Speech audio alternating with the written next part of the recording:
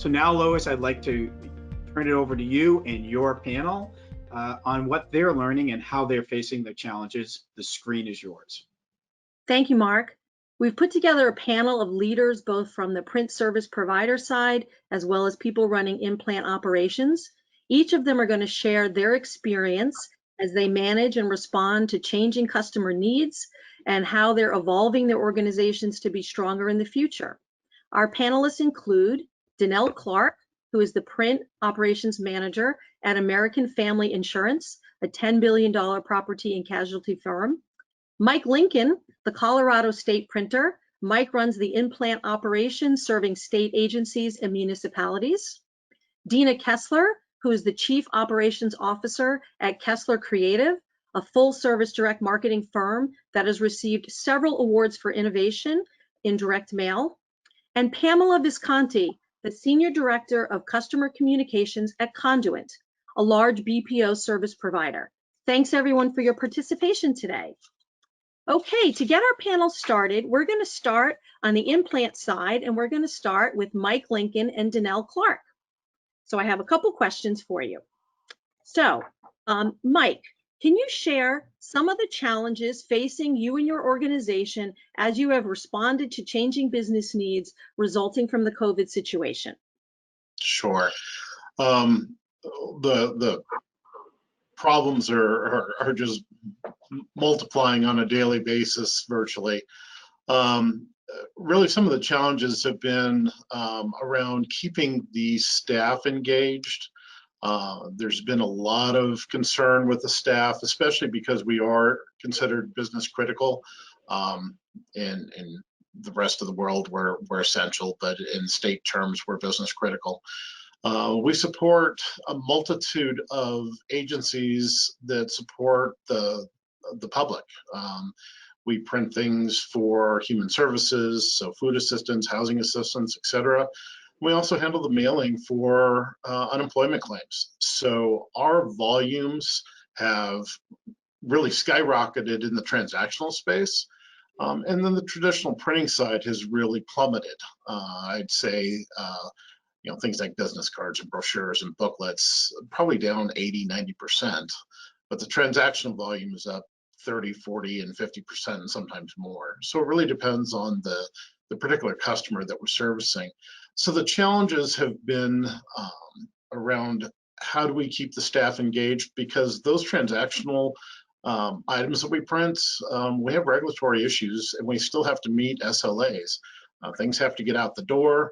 And then when you've got staff who may have family members who are, maybe at risk from a health standpoint, really don't want their, loved ones going to work, yet we need them here.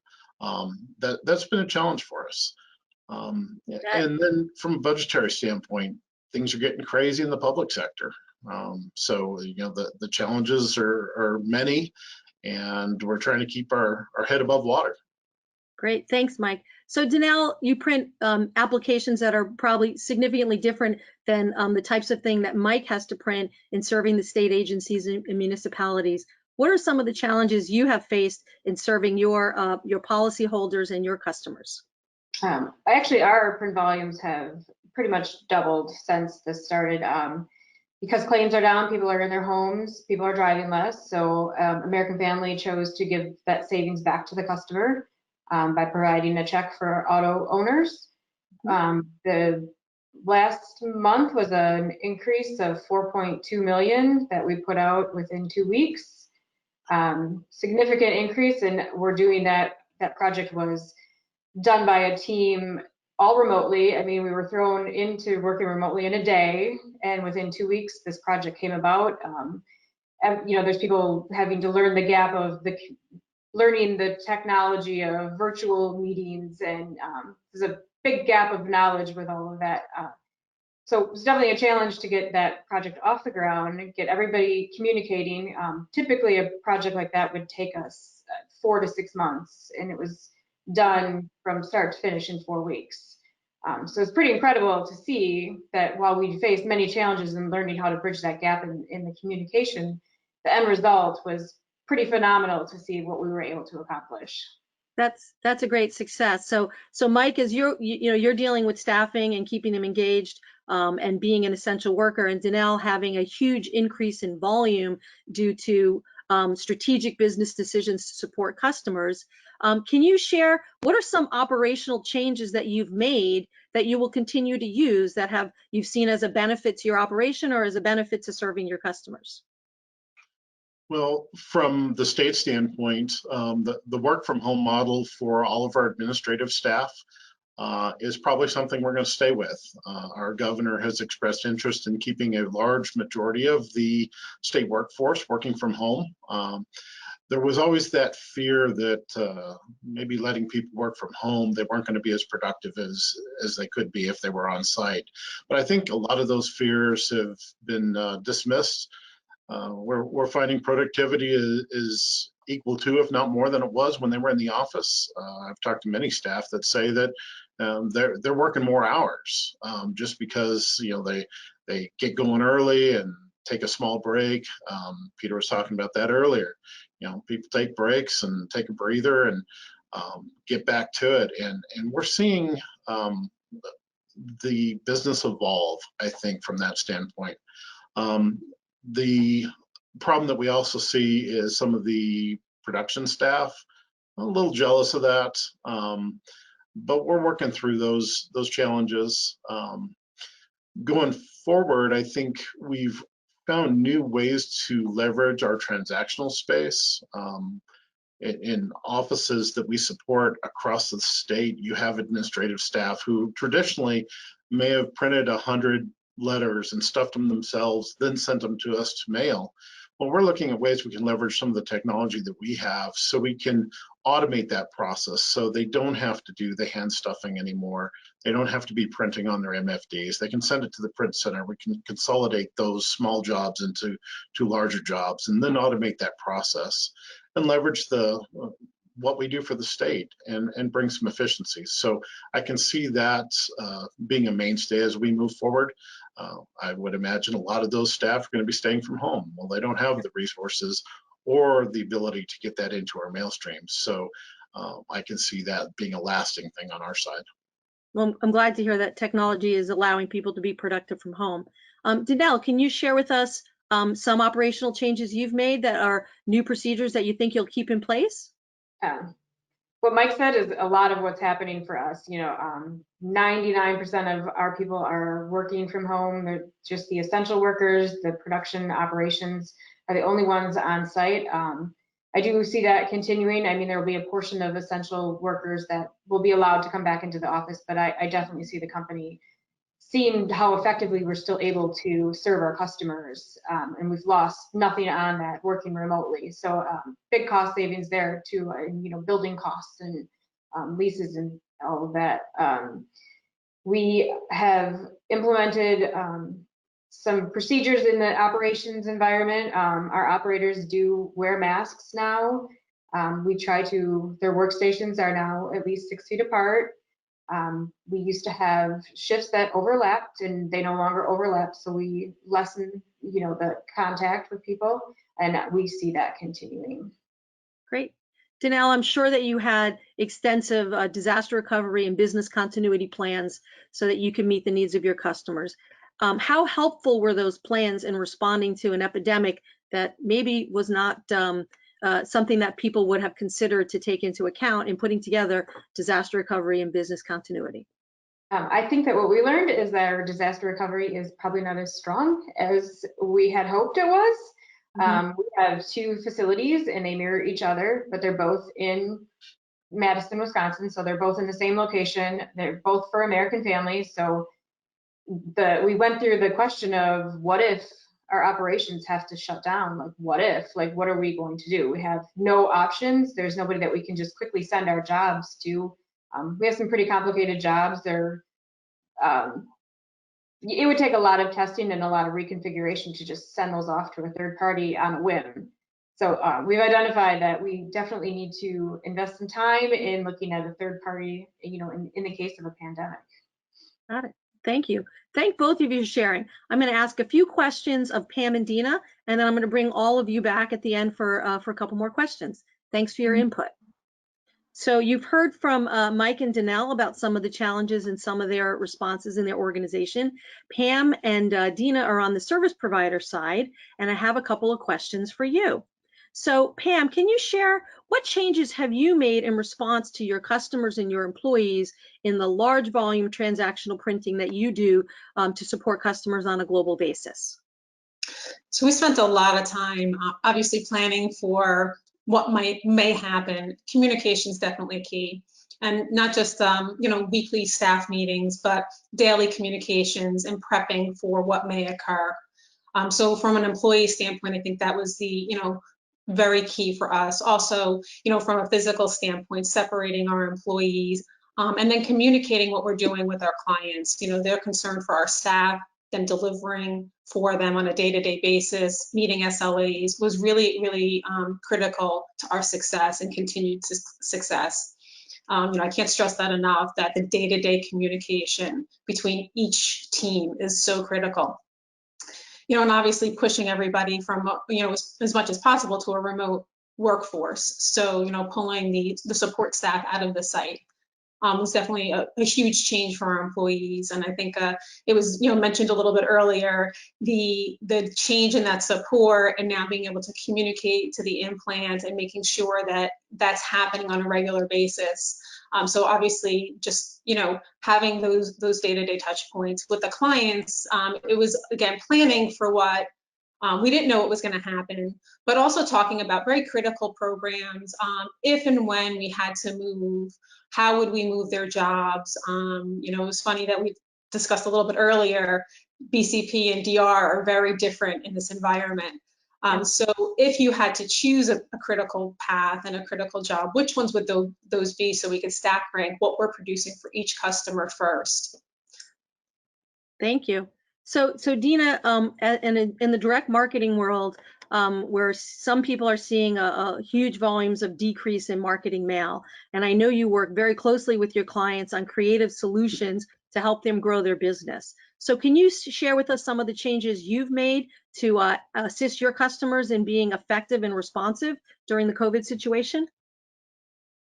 Sure. So for us, when things started to unfold in the US, it was more a matter of understanding, our goal was we want to protect our staff, we want to keep them healthy and safe while meeting our clients' needs. But we really had to go out and understand what that meant. We serve a variety of clients from different industries.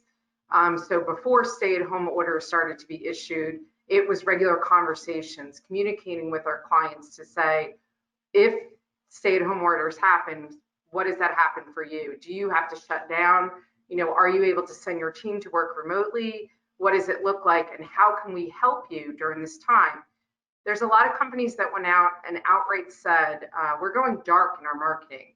Well, marketing serves like a variety of forms, right? So it's not just about promoting our product. It's also about, I'm here for my customers. So if I'm a restaurant and I go dark in my marketing, but yet I've turned my operation to takeout orders, I'm still here for my clients. So I have to let them know that. So those are individual conversations we started having with our customers to say, what is it you need from us? How can we help you during these times? What do you need us to do?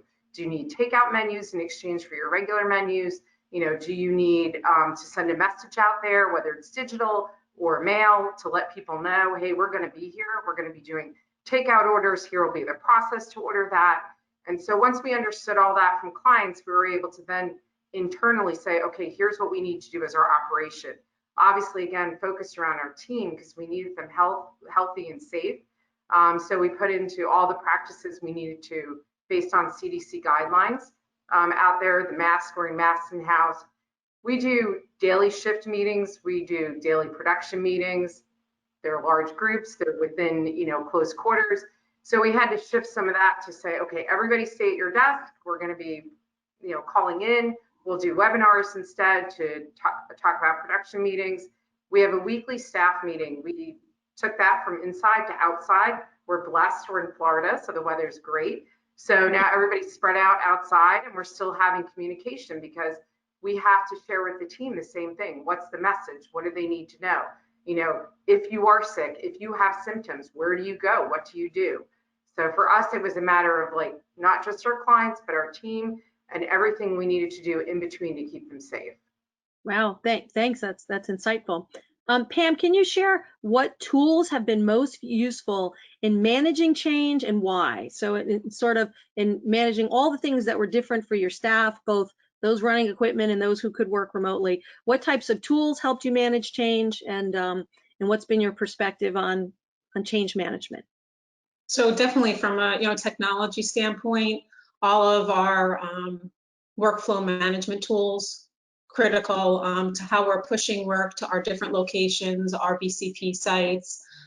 So I would say, top of the order, definitely that they worked very well and allowed us to move volumes to each of our locations when needed. Also from a client standpoint, them being able to see what we're moving, how is it producing in that particular site, giving them a more singular view through our multiple locations. From a communication standpoint, we use Teams, and it's so valuable for us. We can't talk face to face and have that contact with our employees or even our customers like we used to. So having that tool and being able to video chat and then send out messaging has been really key for us. That's great. So Dina, can you share tools that have allowed you guys to be successful in managing change, and what's been the impact of them? Definitely. So same as Pam, like our MIS system was really huge for us. We're always able to get a glimpse into exactly what's going on in the operation, which pieces of equipment are slower than others, how do we shift team members. But also for us, it was two other forms, storefronts. So during this time while marking mail is declining, we were able to turn around and say, well, signage is growing and everybody needs it. And so we were able to build storefronts from COVID signs that people would need in bulk, as well as a lot of graduations getting canceled out there, a lot of sad kids. So graduation signs were a big hit, celebration signs, anything like that. And having the storefront where obviously less team members having to man that, and just the orders coming in offline streamlined the process and made things very simple for us. And for us, it's been something we've been focused on since last year. How do we automate as much as we can? So as a smaller company, the more we can automate, the better for our team, the more that the team can do and navigate through in a day.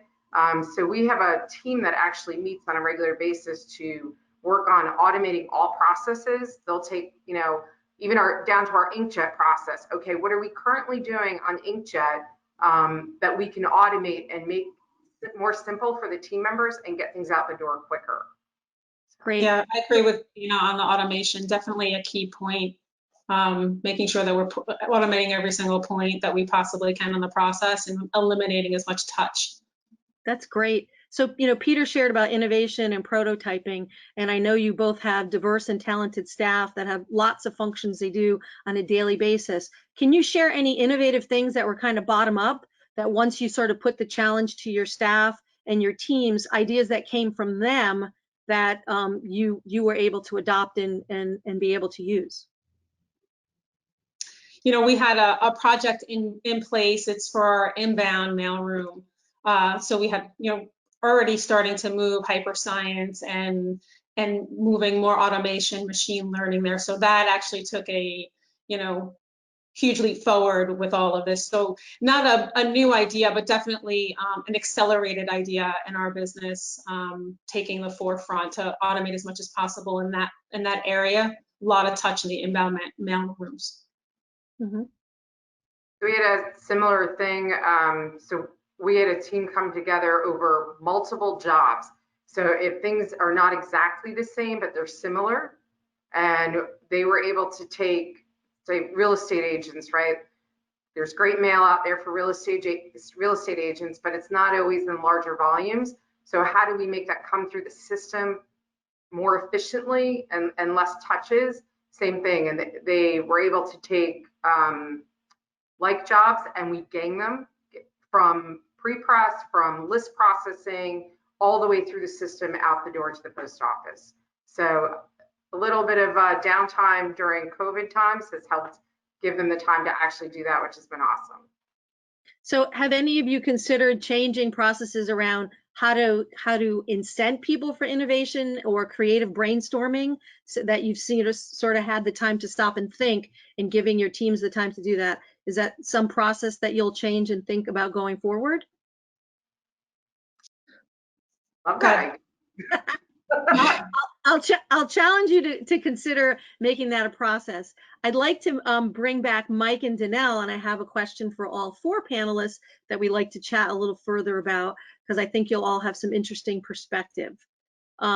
So I'm sure all of you went through strategic planning and budgeting at some point during third and fourth quarter or at the beginning of the year, and 2020 looked pretty different in January than it did in March and April. So I'd like to hear from some of you, and let's start with Danelle.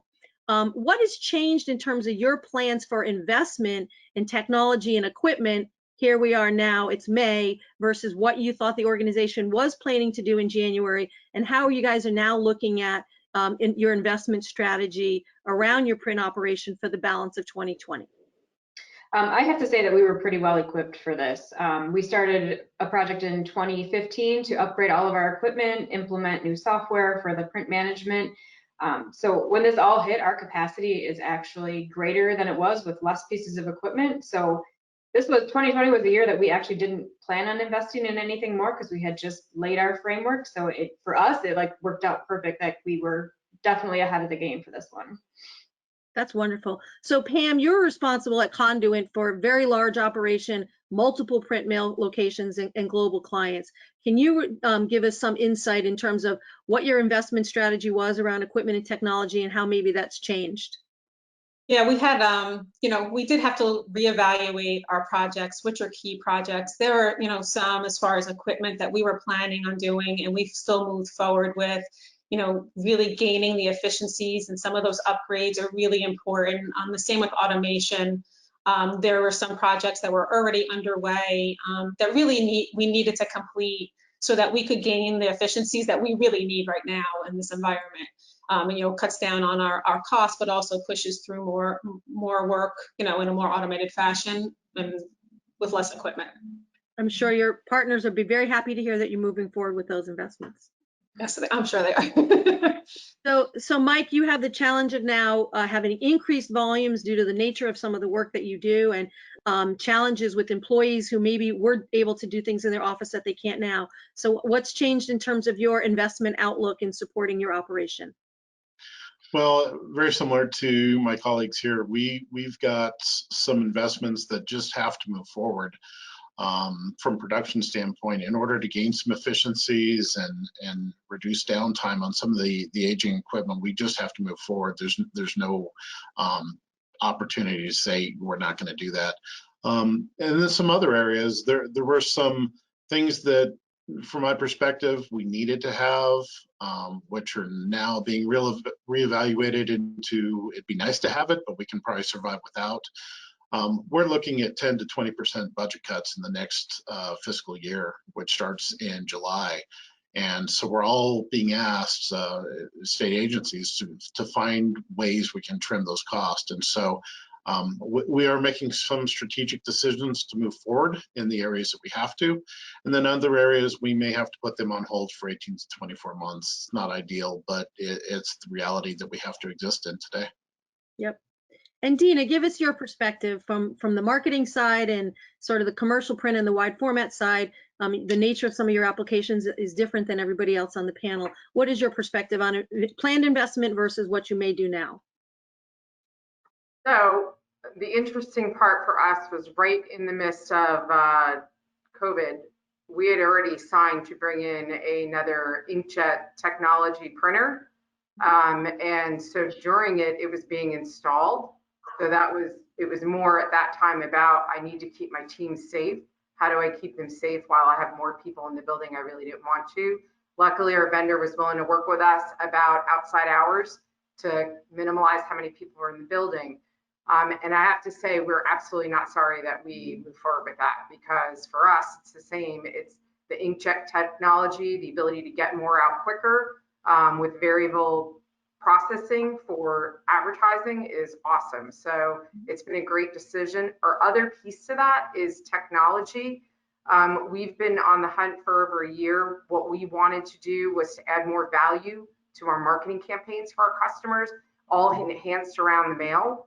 And we've been studying platforms for the last year and found one that we absolutely loved. And so the perfect time for us to move forward actually was during it, because we had time to say, okay, now we can understand this platform so that we can prepare our sales force to be able to sell it and share it with our clients. Yeah, it's nothing like having more time to do a system integration without the whole shop being crazy, right? Exactly. It was perfect timing. Good for you. Well, I'd like to ask the panelists an opportunity of, we have about 102 attendees out there that are listening intently to all of the information that you're sharing. And I know that Dina, you had mentioned a question when we were on our pre-call. What is a question you'd like to ask of the panelists? And for all of you, excuse me, a question for the attendees. For all of you who are out there as attendees, Mark had referenced, please use the question box in your control panel, and we'd love to hear some responses from the group out there. Dina, what was your most interesting marketing question?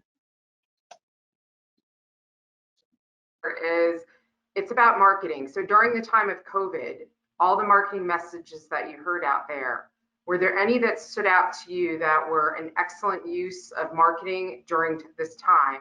And were any that you felt in the same light that would have been in bad taste? Great. So we'd love to hear from the attendees who are listening in. So of all the marketing messages out there, what resonated with you that was helpful and informative, or you took action on, and what was maybe something in bad taste? And we'd love if you guys would respond in the questions panel. Mark, do we have any other questions for the panelists? So there is one response. One person mentioned that they just received a direct mail piece for a cruise ship, so that they felt was inappropriate. But I'm actually seeing a lot more and actually well done direct mail from nonprofits at this time. I didn't know if other of the panelists have seen that as well. I personally have several nonprofits that are charities that I send checks to regularly, and I have seen some really timely, appropriate marketing messages about why they still need donations and what they're doing that's relevant to the crisis and beyond the crisis as it impacts their organization. So I would concur, some of the nonprofits and charities that have been highly effective in providing relevant messages. Pam, Mike, or Danelle, do you have any questions of our attendees out there?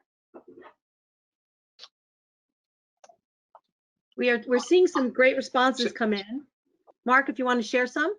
Sure. So, Mike Porter shared that Pep Boys have started a series about how to care for your car while it's just sitting in the garage.